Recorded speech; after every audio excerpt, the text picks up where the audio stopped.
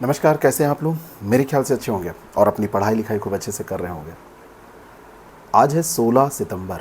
आज के current affair को हम देखने जा रहे हैं, लेकिन उसके पहले हम 15 सितंबर के करंट अफेयर को रिवाइज करेंगे, जैसा कि रोज़ करते हैं।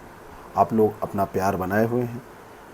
व्यूज़ कम हैं, लेकिन इतने ज़्यादा लाइक हैं कि मज़ा आ जाता है। मैं चाहता हूँ कि जितने लोग इसको देखें, अगर उनको पसंद आता है तो लाइक का बटन दबाने में कुछ नहीं जाता है, जिससे हमको तो पता चले, यूट्यूब को भी पता चले कि ये सेशन अच्छा है। और मैं चाहता हूँ कि लोगों तक इसको आप पहुँचाएँ। चलिए 15 सितंबर के करंट अफेयर को देखते हैं। और एक चीज़ ध्यान रखिएगा, जब आप अनवरत प्रयास करते हैं और रास्ता आपका सही होता है तो परिणाम सुखद ही होता है, परिणाम अनुकूल ही होता है। तो ये मानते हुए कि आप लोग अपनी निरंतरता को बरकरार रखेंगे, मैं भी निरंतर आपके साथ हूँ। 14 सितंबर 1949 को संविधान सभा ने हिंदी को भारतीय संघ की आधिकारिक भाषा के रूप में किस अनुच्छेद के तहत अपनाया? तो ये अनुच्छेद है 343। ए ऑप्शन इसका बिल्कुल करेक्ट है। C-295 विमान के संबंध में सत्य कथन चुनिए। इसमें कहा गया था ये हल्के और मध्यम खंड में नई पीढ़ी का सामरिक एयरलिफ्टर है और भारतीय वायुसेना को अपना पहला C-295 परिवहन विमान स्पेन के सेविले में एयरबस से प्राप्त हुआ। तो ये दोनों बातें यहाँ पर सही थी।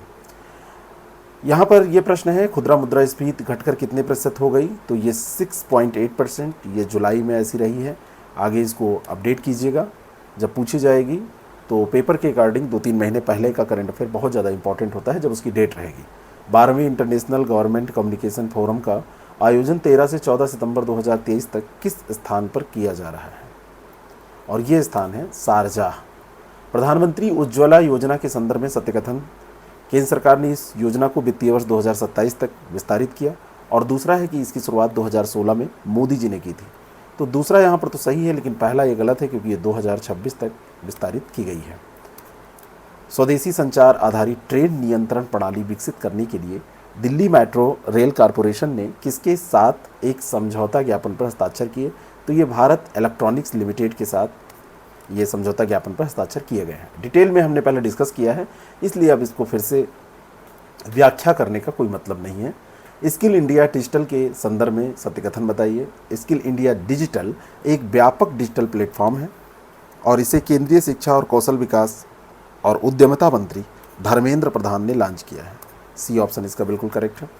ब्रिटेन के न्यू कैसल विश्वविद्यालय के अध्ययन के अनुसार किस वर्ष तक भारत में गंगा नदी सहित विभिन्न एशियाई नदियों के तटीय क्षेत्रों में उष्णकटिबंधीय तूफानों की तीव्रता करीब 20% बढ़ जाएगी?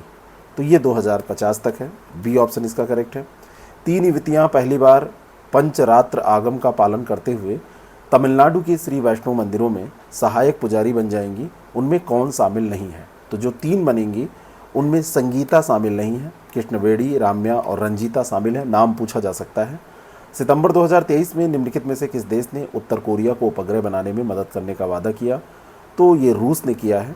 और जैसे इसने इससे वादा किया तो तुरंत दक्षिण कोरिया को अमेरिका ने भी सपोर्ट किया। चलिए शुरू करते हैं आज के करंट अफेयर को। 16 सितंबर के करंट अफेयर को व्याख्या सहित देखेंगे, पूरा एक्सप्लेन करके देखेंगे। और आप यकीन मान के चलिए कि इससे 90% तक सवाल आपके फंस जाएंगे। 100% कुछ होता नहीं है और 100% तैयारी कभी करने का प्रयास भी नहीं करना चाहिए, लेकिन मैक्सिमम क्वेश्चन यहाँ से आपको मिलेंगे। डेली आप पढ़ते चल रहे हैं, हल्का फुल्का नोट किया कीजिए। बाकी PDF टेलीग्राम पे हम दे देते हैं। टेलीग्राम ग्रुप को आप ज्वाइन कर लीजिए, IAS प्रेप ऑफिशियल के नाम से वो है। और ऐप पर प्रैक्टिस के लिए भी इसको हम उपलब्ध कराने जा रहे हैं। फिल्म फेयर पुरस्कार विजेता लीना कुमार ने अपनी पहली पुस्तक का विमोचन किया। इसका नाम क्या है? आपसे ये सुमेलित करने में भी प्रश्न पूछा जा सकता है। और ये क्योंकि ऑटोबायोग्राफी है तो कई बार लोग सोचेंगे कि इसका नाम है उन्हीं के नाम पर, द ऑटोबायोग्राफी ऑफ लीना, लेकिन यह है द ऑटोबायोग्राफी ऑफ गॉड। ठीक है, योगी भी नहीं है, सेल्फ डिस्कवरी भी नहीं है, नाम इसका है द ऑटोबायोग्राफी ऑफ गॉड। और ये पुस्तक जो है ये किसी को भी जीवन के गहरे अर्थ को समझने के लिए बहुत मदद कर सकती है, आत्मनिरीक्षण के लिए मदद कर सकती है। क्योंकि किसी के जीवन पर जब कोई पुस्तक होती है तो बहुत सारी घटनाओं के आधार पर उसमें विश्लेषण किया जाता है, खुद के जीवन का ही सही, लेकिन कई बार हमारे जीवन में घटनाएं मेल खाती हैं और कई बार इत्तेफाक भी होते हैं। डिपेंड करता है कि हम उसका अर्थ कैसे लेते हैं। कई बार ऐसा होता है जब हमारे दिमाग में निगेटिविटी रहती है, निगेटिव थॉट्स होते हैं, तो हम वैसा ही सोचते रहते हैं। हमको लगेगा जितना भी कोई भी बात कर रहा है तो वो हमको गाली ही दे रहा है, कोई कुछ बोल रहा है तो वो हमारे खिलाफ साजिश कर रहा है। और जब आप पॉजिटिव थॉट से भरे होते हैं तो कई बार लगता है कि किसी ने गाली भी दी तो लगता है अरे ठीक है, वो हमारे बारे में कुछ अच्छा ही बोल रहा होगा। तो हमेशा पॉजिटिव रहिए, हमेशा कोशिश करिए कि आप पॉजिटिव थॉट्स रखें, दूसरों को भी दें। और निगेटिविटी में कुछ है नहीं। जब आप निगेटिव होते हैं तो आपको खुद में ये लगता है कि आप बिल्कुल परिपूर्ण हैं, आप परिपक्व हैं, और दूसरे में आप कमियां ढूंढते हैं, और ये चीज़ अच्छी नहीं है। ये तो एक जानवरी मानसिकता है, एक जानवर वाली प्रवृत्ति है। तो इससे थोड़ा सा बाहर निकलिए। और किसी के जीवन की जब किताब आप पढ़ते हैं तो कई बार आपको ये थॉट्स, आपको ये विचारधाराएं प्रभावित करती हैं। भारत अंतर्राष्ट्रीय स्तर पर मान्यता प्राप्त international organization for legal metrology प्रमाण पत्र जारी करने वाला दुनिया का कौन सा देश बन गया? तो ये पहले 12 कंट्री थे जो ऐसा करते थे, अब ये प्रमाण पत्र जारी करने वाला 13वां देश बन गया है। और ये चीन, Denmark, Germany, France, United Kingdom, Australia, Switzerland, चेक गणराज्य, जापान, नीदरलैंड, स्वीडन और स्लोवाकिया इनके समूह में शामिल हो गया है। और उपभोक्ता मामले विभाग द्वारा ये प्रदान किया जाएगा जो प्रमाण पत्र है। और अंतर्राष्ट्रीय बाजार में बाट व माप बेचने के लिए ये एक OIML मॉडल है, उसी का ये प्रमाण पत्र है। Organization for legal metrology, international organization for legal metrology. ठीक है, अगला जो प्रश्न है, 15 सितंबर को विश्वेश्वरैया के महान कार्यों को भारत के साथ साथ और किन देशों में भी इंजीनियर दिवस के रूप में मनाया जाता है? ठीक है, तो विश्वेश्वरैया हमारे यहाँ 15 सितंबर को इंजीनियरिंग दिवस के अवसर पर याद किए जाते हैं। मोच गुंडम विश्वेश्वरैया महानतम इंजीनियर माना जाता है इनको भारत का। राष्ट्रीय इंजीनियरिंग दिवस 2023 15 सितंबर को मनाया गया। तो स्थायी भविष्य के लिए इंजीनियरिंग, ये थीम थी, इसकी थीम थी स्थायी भविष्य के लिए इंजीनियरिंग। इस थीम के साथ मनाया गया। ये इतने महान थे कि हमारे देश में तो इनकी वैल्यू हाई है। हमारे देश के साथ साथ श्रीलंका और तंजानिया में भी इंजीनियरिंग दिवस या इंजीनियर दिवस मनाया जाता है। श्रीलंका और तंजानिया, ये याद रखिएगा, बी ऑप्शन इसका बिल्कुल करेक्ट है। और इंडिया में तो मनाया ही जाता है, भारत में तो मनाया ही जाता है। विश्वेश्वरैया की अगर हम बात करें तो ये 15 सितंबर 1861 को इनका जन्म हुआ था। 1962 में इनका निधन हुआ। हमारे यहाँ शुरुआत के जितने भी जलाशय हैं, बांध परियोजनाएं हैं, जल विद्युत परियोजनाएं हैं, उनके निर्माण में इन्होंने बहुत महत्वपूर्ण भूमिका निभाई थी। भारत रत्न पुरस्कार भी इनको मिला था 1955 में। 1955 में भारत रत्न और ब्रिटिश सरकार से नाइट कमांडर की उपाधि भी इनको मिली थी। खड़कवासला जलाशय के स्वचालित अवरोधक जल फ्लडगेट को इन्होंने डिजाइन किया था, जो अपने आप में बहुत बड़ी उपलब्धि थी। विशाखापत्तनम के बारे में कौन सा कथन सत्य नहीं है? विशाखापत्तनम बंदरगाह कार्गो हैंडलिंग में तीसरे स्थान पर है। एक अभी न्यू ये करंट अफेयर की रिपोर्ट है, यहाँ से प्रश्न बनाया गया है। विशाखापत्तनम भारतीय नौसेना के पूर्वी कमांड का केंद्र है। यह एक कृत्रिम बंदरगाह है और विशाखापत्तनम को वाइजाग के नाम से भी जाना जाता है। ये पूछा भी गया है। ये कृत्रिम बंदरगाह नहीं है जो विशाखापत्तनम बंदरगाह है। विशाखापत्तनम बंदरगाह आप देखेंगे तो एक छोटी सी खाड़ी पर स्थित है, प्राकृतिक बंदरगाह है। 2 उठे हुए अंतरूपों पर निर्मित है, 2 उठे हुए अंतरीप हैं और उन्हीं पे ये निर्मित है विशाखापत्तनम बंदरगाह। और वाइजाग के नाम से भी इसको जाना जाता है। भारत का चौथा सबसे बड़ा बंदरगाह है, लेकिन कार्गो हैंडलिंग के मामले में तीसरे स्थान पर यह आ गया है। मोस्ट इंपॉर्टेंट क्वेश्चन है, ध्यान रखना है इसको। प्राकृतिक बंदरगाह है ये, पूर्वी कमांड का, नौसेना के पूर्वी कमांड का केंद्र भी है, जलयान बनाने का कारखाना है। एक प्राकृतिक और सुरक्षित बंदरगाह के तौर पर जाना जाता है। मत्स्य उत्पादन के लिए भी विशाखापत्तनम को जाना जाता है। एक छोटी सी खाड़ी है, उसी पर यह स्थित है।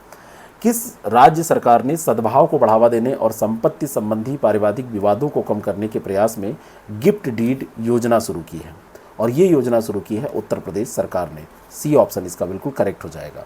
योगी सरकार ने ऐसा किया है। 5 अगस्त 2023 से 12 सितंबर 2023 तक इससे लाभान्वित लोगों की संख्या जारी की गई, तो 43,574 लोग इससे लाभान्वित हुए हैं। योगी सरकार की योजना है। मोस्ट इंपॉर्टेंट क्वेश्चन है, गिफ्ट डीड योजना किस सरकार की योजना है? उत्तर प्रदेश सरकार की ये योजना है।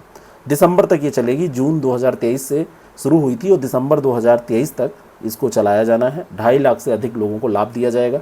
कुछ नहीं पूछा जाएगा, लेकिन इतना जरूर पूछा जा सकता है कि गिफ्ट डीड योजना किस सरकार की योजना है। निम्नलिखित में से सत्यकथन चुनिए। भारतीय सांस्कृतिक संबंध परिषद ने भारत की समृद्ध लोकतांत्रिक परंपराओं को दिखाने के लिए बिहार के नालंदा विश्वविद्यालय में फेस्टिवल ऑफ डेमोक्रेसी का आयोजन किया। कहाँ पर किया? बहुत महत्वपूर्ण प्रश्न है। कहाँ पर किया? नालंदा विश्वविद्यालय में। नालंदा विश्वविद्यालय बिहार में है। किसने किया? भारतीय सांस्कृतिक संबंध परिषद ने।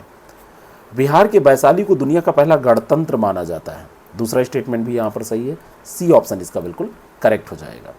एक चीज़ मैं आपको बताऊं, आईएएस अगर आपको बनना है, आपको पीसीएस बनना है, खास करके आईएएस और पीसीएस के एग्ज़ाम है जहाँ पर ज़्यादा मेंस के पेपर हो रहे हैं, वहाँ पर पढ़ने से ज़्यादा आपको अपने दिमाग को खोलने की ज़रूरत है। आप केवल पढ़ के वहाँ सेलेक्ट नहीं हो सकते। तो जो बात अभी मैं कह रहा था, निगेटिव थॉट, इसको प्लीज़ निकाल दीजिए अगर कुछ आपको लगता है। और उसके लिए सबसे ज़्यादा ज़रूरी है अपनी गलती को स्वीकार करने की क्षमता होना। अपनी गलतियों को अगर स्वीकार करने की क्षमता आप में नहीं है तो आप फिर नहीं कर पाएंगे, स्मार्ट आप नहीं हैं, और स्मार्ट होना बहुत ज़रूरी है। अंतर्राष्ट्रीय लोकतंत्र दिवस 2023 का विषय अगली पीढ़ी को सशक्त बनाना है। क्या है? अगली पीढ़ी को सशक्त बनाना। 15 सितंबर 2000 को पहला अंतर्राष्ट्रीय लोकतंत्र दिवस मनाया गया। अंतर्राष्ट्रीय लोकतंत्र दिवस है, भारत का नहीं, ये पूरे विश्व के स्तर की बात कर रहा है। 2023 में ये विषय रखा गया है अगली पीढ़ी को सशक्त बनाना। और बात मैंने इसीलिए कही कि अगली पीढ़ी तभी आप सशक्त बना सकते हैं जब आप अपने को सशक्त बनाएंगे ना। तो पहला तो सही है, लेकिन अंतर्राष्ट्रीय लोकतंत्र दिवस मनाए जाने की शुरुआत 2007 में घोषणा हुई है और 2008 में सबसे पहली बार ये मनाया गया था। पहली बार तभी मनाया गया था। लोकतंत्र दिवस दुनिया में जितने भी लोकतंत्र हैं उनकी स्थिति की समीक्षा करता है, देखता है कि लोकतंत्र सही से कार्य कर रहे हैं कि नहीं कर रहे हैं। निम्नलिखित में से कौन सबसे तेज 150 वनडे विकेट लेने वाले भारतीय गेंदबाज बने? क्रिकेट से आपसे प्रश्न पूछे जाते हैं, खेल से आपसे प्रश्न पूछे जाते हैं, तो ये सब भी पढ़ना ज़रूरी है। पीसीएस के एग्जाम में पूछे जाते हैं, यूपीएससी नहीं पूछता है। कुलदीप यादव सबसे तेज 150 वनडे विकेट लेने वाले भारतीय गेंदबाज बन गए हैं। एशिया कप में श्रीलंका के खिलाफ उन्होंने ये करके दिखाया है। श्रीलंका के खिलाफ इन्होंने करके दिखाया है और एशिया कप चल रहा था, एशिया कप में ऐसा करके उन्होंने दिखाया है। बात समझ में आई? तो ये ध्यान रखिएगा। और अनिल कुंबले ने वनडे में भारत के लिए सबसे ज़्यादा विकेट लिए हैं। अभी तक के जो सबसे ज़्यादा विकेट हैं वो 334 विकेट हैं, वो अनिल कुंबले ने लिए हैं। अभी तक ये सबसे ज़्यादा विकेट हैं भारत के लिए जाने वाले किसी खिलाड़ी के द्वारा। ठीक है। और सबसे तेज़ गेंदबाज मोहम्मद शमी 150 विकेट लेने वाले दूसरे सबसे तेज़ भारतीय गेंदबाज भी हैं, है ना।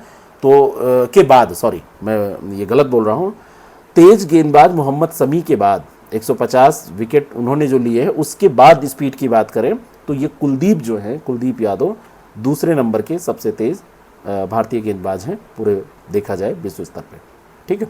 अगला जो प्रश्न है, जन्म और मृत्यु पंजीकरण संशोधन अधिनियम 2023 कब से प्रभावी हो जाएगा? जन्म और मृत्यु पंजीकरण संशोधन अधिनियम 2023 केंद्रीय गृह मंत्रालय के द्वारा अभी एक अधिसूचना जारी की गई है जिसमें बताया गया कि 1 अक्टूबर 2023 की बात मैं कर रहा हूँ, 1 अक्टूबर 2023 से प्रभावी हो जाएगा। ए ऑप्शन इसका बिल्कुल करेक्ट है। और ये 1 अगस्त को राज्यसभा में और 7 अगस्त को, पहले ये राज्यसभा में लाया गया था, फिर 7 अगस्त को 2023 को ये पास किया गया। लोकसभा में पहले लाया गया 1 अगस्त को। नॉर्मली जो विधेयक हैं वो लोकसभा में ही लाए ही जाते हैं, है ना, लोकसभा में ही लाए जाते हैं। ये भी लोकसभा में ही लाया गया था, तो 1 अगस्त को ये लाया गया और राज्यसभा में ये 7 अगस्त को लाया गया। राज्यसभा वैसे तो अपर हाउस है, इसको लोअर हाउस कहते हैं, लेकिन जब विधेयक को पारित करने के मामले में या विधायी शक्तियों के मामले में आप देखेंगे तो लोकसभा को ज़्यादा शक्तियाँ प्राप्त हैं। ये महत्वपूर्ण हो जाता है क्योंकि यहाँ पर अगर ज्वाइंट सेशन भी होता है तो ज्वाइंट सेशन में लोकसभा भारी पड़ जाती है। राज्यसभा में लोकसभा से आधे सदस्य ही तो हैं, तो ज्वाइंट सेशन अगर होगा तो ये भारी पड़ जाएगी। तो पक्ष में किसके निर्णय रहेगा? लोकसभा के। अच्छा जरा बताइएगा कि लोकसभा और राज्यसभा की जो संयुक्त ज्वाइंट सेशन होता है, संयुक्त बैठक, उसको राष्ट्रपति आहूत करते हैं। इसकी अध्यक्षता कौन करता है, ये आप बताइएगा। मैमसिफ्ट इनोवेशन भारत में अपना पहला वैश्विक इंजीनियरिंग संयंत्र स्थापित करने की योजना बना रही है, वह किस देश की कंपनी है? अच्छा प्रश्न है।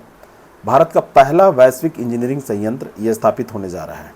अपशिष्ट से मूल्यवर्धित उत्पाद बनाने वाली यह कंपनी है मैमसिफ्ट इनोवेशन। मैमसिफ्ट इनोवेशन जो अपशिष्ट पदार्थ होते हैं उनसे मूल्यवर्धित वैल्यू एडेड प्रोडक्ट्स ये बनाएगी, और ये कंपनी है सिंगापुर की। कचरे को ये काम की चीज़ों में तब्दील कर देती है, बदल देती है ना। और कंपनी मेम्ब्रेन डिस्टिलेशन तकनीक का उपयोग करती है। मेम्ब्रेन डिस्टिलेशन टेक्निक का उपयोग ये कंपनी करती है। भारत में लगेगी तो भारत में जो औद्योगिक अपशिष्ट हैं तो उन अपशिष्टों से मूल्यवान सामग्रियों को हम प्राप्त कर पाएंगे। लगभग ये मान के चलिए कि 3 से 5 वर्षों में ये सारी परियोजनाएं जो हैं वो शुरू हो जाएंगी, जैसा कि अभी प्लान है। ठीक है, तो ये ध्यान रखिएगा, सिंगापुर की ये कंपनी है। बहुत महत्वपूर्ण तो प्रश्न नहीं है, लेकिन जब आप कभी ऐसे लिख रहे हैं या कुछ ऐसा लिख रहे हैं, आंसर लिख रहे हैं, तो वहाँ पर इसका उपयोग कर सकते हैं। कैसा लगा आपको सेशन ज़रूर बताएं। आपके सुझाव मैं पढ़ता रहता हूँ, कोशिश भी करता हूँ कि उनको शामिल किया जाए, और जितने मैक्सिमम हो पाएंगे उनको हम शामिल भी करेंगे। चलिए फिर मिलते हैं कल के सेशन में। और साप्ताहिक 1 सप्ताह हो गए हैं, 7 दिन का फिर से, यानी कि 15 तारीख तक का आपको फिर से पूरा रिवीजन एक हम करा देंगे। वो सेशन आपको मिल जाएगा, लेकिन वो बिल्कुल वन लाइनर टाइप का रहेगा, तो इसको तो आपको देखना ज़रूरी है ही है। उसके रिवीजन से आप अपने को तैयार कर सकते हैं। और आप लोगों ने अगर साथ दिया, जिस दिन से प्रतिदिन 1000 व्यूज़ आने लगे, ऐप पर फ्री में टेस्ट दे दूंगा, जाके प्रैक्टिस कीजिएगा आराम से, बिना पैसे के, करेंट अफेयर का। लेकिन इसमें आपकी मदद चाहिए, सपोर्ट चाहिए। अगर ये सपोर्ट आप करते रहेंगे तो ये संभव हो पाएगा। आप शेयर करिए, अपने व्हाट्सएप स्टेटस पे लगाइए, कहीं भी शेयर करिए, लाइक करिए इसको, जिससे कि लोगों को ये पता चले कि ऐसा कोई सेशन चलता है। Thank you so much.